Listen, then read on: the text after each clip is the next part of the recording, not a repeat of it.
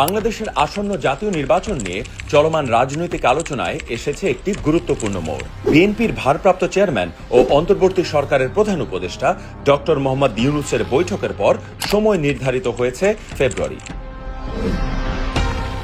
কেউ কেউ বলার চেষ্টা করছেন বিএনপি তাদের প্রস্তাবিত সময় পায়নি, কিন্তু এটা সবাই বুঝতেই পারার কথা যে ফেব্রুয়ারির এই সমঝোতা আসলে বিএনপির কূটনীতি আর চাপের ফসল।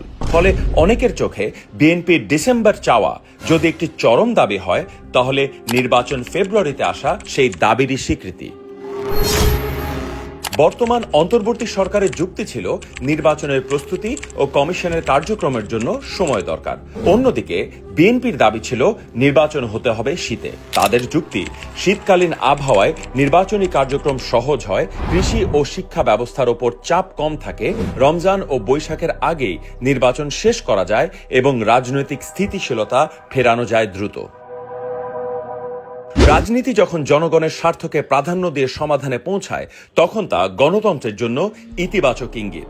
রাজনৈতিক লড়াই মানেই সব সময় রাজপথে উত্তেজনা নয়, অনেক সময় আলোচনার টেবিলেই নির্ধারণ হয় দেশের ভবিষ্যৎ। রাজনীতিতে দাবি দাওয়ার জায়গা থাকলেও চূড়ান্ত লক্ষ্য হওয়া উচিত জনগণের কল্যাণ ও জাতীয় স্থিতিশীলতা। ফেব্রুয়ারির এই সমঝোতা কোনো পক্ষের জয় পরাজয়ের মাপকাঠিতে নয়, বরং বাস্তবতা ও আলোচনার জয় হিসেবেই দেখা যেতে পারে।